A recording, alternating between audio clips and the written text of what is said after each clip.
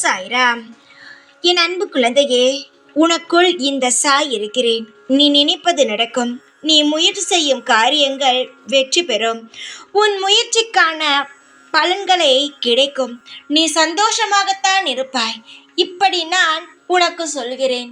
ஆனால் உன்னுடைய மனமானது மிகவும் சோர்ந்து உள்ளது. இப்பொழுது நீ எப்படி தெரியுமா இருக்க வேண்டும்? இந்த நிலைமையில் இப்பொழுது உன் மனமானது சோர்ந்து இருக்கிறதல்லவா? இப்பொழுது நீ எப்படி தெரியுமா இருக்க வேண்டும்? தெய்வத்தை நம்ப வேண்டும். ஆனால் உன்னுடைய மனம் என்ன சொல்லும்? தெய்வத்தை வணங்கியதினால்தான் நான் இப்படி இருக்கிறேன் என்று. முதலில் ஏன் அனைவரும் உங்களுடைய தவறுகளை புரிந்து கொள்ளவில்லை? வாழ்க்கையில் இன்னும் நீங்கள் முன்னேற வேண்டும் என்பதற்காக மட்டும் பிறந்த அனைத்து குழந்தைகளுமே என்னுடைய குழந்தைகள். நான் அவர்களை நிச்சயமாகவே பார்த்து கொள்வேன் என்ற நம்பிக்கையில் தான் ஒவ்வொருமே இங்கு பிறக்கிறார்கள். தங்கமே, உன்னை நான் பிறக்க வைத்ததற்கு ஒரு காரணம் உண்டு. என்ன காரணம் தெரியுமா? உன்னுடைய வாழ்க்கையில் நீ சாதிக்க போகிறாய். ஒரு உதாரணத்துக்கு எடுத்துக்கொள்.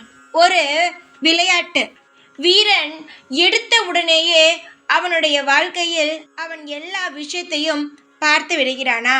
கிடையவே கிடையாது. சரிதானே? அவன் படாத கஷ்டங்கள், படாத அவமானங்கள், படாத போராட்டங்கள் இவையெல்லாம் பார்த்துதானே அவனுடைய பெயரை ஒரு இடத்தில் நிலையாக வைக்கிறான். உன்னுடைய வாழ்வில் பல கஷ்டங்கள் பட்டாய். சிறு வயதிலிருந்து உனக்கு விவரம் தெரிந்ததிலிருந்து இப்பொழுது வரை கவலை என்ற ஒரு விஷயத்தை நீ அடைந்து கொண்டுதான் இருக்கிறாய். வாழ்வில் எல்லாம் சுலபமாக கிடைத்துவிட்டால் என்ன சுவாரஸ்யம் இருக்கிறது சொல்? உன் வாழ்வில் கஷ்டங்கள் பட்டாய். இனி சந்தோஷங்கள் அடைய போகிறாய். இன்பங்களானது நிலைத்துதான் இருக்க போகிறது தவிர உன்னை விட்டு ஒரு நாளும் ஒரு பொழுதும் இன்பமானது உன்னை விட்டு போகாது. இன்பங்கள் இப்பொழுது தள்ளி இருக்கிறது. அதை முதலில் அனைவரும் புரிந்து கொள்ளுங்கள். என்னிடம் இன்பமே இல்லை என்று அனைவருமே சொல்கிறீர்கள். ஆனால் உங்களுக்கெல்லாம் தெரியாது, இன்பமானது உன்னை விட்டு எங்குமே போகவில்லை, தள்ளிதான் இருக்கிறது. என்னுடைய பிள்ளையே, வாழ்க்கையில் நீ சுமந்து கொண்டு இருக்கும் இந்த கஷ்டமான பாதையில் நான் உனக்கு நடக்க முள்பாதையை கொடுக்காமல் இனி நீ நடக்க போகும் பாதையில் பூக்களை நிரப்பி வைக்கிறேன். இனி அதில் நடந்து வா. உனக்கு எந்த கஷ்டமும் இருக்காது. சுவாரஸ்யமான உன் வாழ்வில் நிச்சயமாகவே அடுத்தடுத்து நல்ல காரியங்கள் நடக்கும். நீ படாத பாடுபட்டாய் அல்லவா? இது அனைத்திற்குமே ஒரு விடிவு காலமானது பிறக்கும் நேரம் வந்துவிட்டது.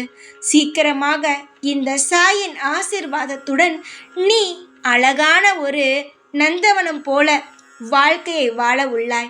இனி எதையுமே நினைத்து கவலைப்பட வேண்டாம். எதற்கெடுத்தாலும் கவலை, எதற்கெடுத்தாலும் கண்ணீர். ஆறுதலை வெளியில் தேடுகிறாய். ஆறுதலை எப்பொழுதும் வெளியில் தேடாதே. ஏனென்றால் நீ வெளியில் தேடும் பொழுது உன்னை எல்லாரும் இளக்காரமாகத்தான் பார்ப்பார்கள். இவள் என்ன ஒன்றுமே செய்யாமல் ஆறுதல் தேடுகிறாய் என்று. ஆனால் உனக்கு தெரியுமா, நீ எவ்வளவு செய்கிறாய் என்று உனக்கு தெரியும். ஆனால் மற்றவர்களுக்கு தெரியுமா?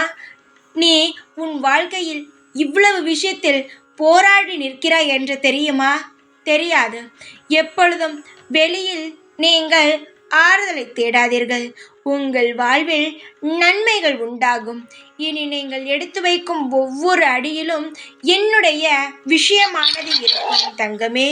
அதனால் நீ எதையும் நினைத்து கவலைப்படாமல் சந்தோஷமாக மனம் திருப்தியாக வாழ்க்கையில் வாழ்ந்து வா.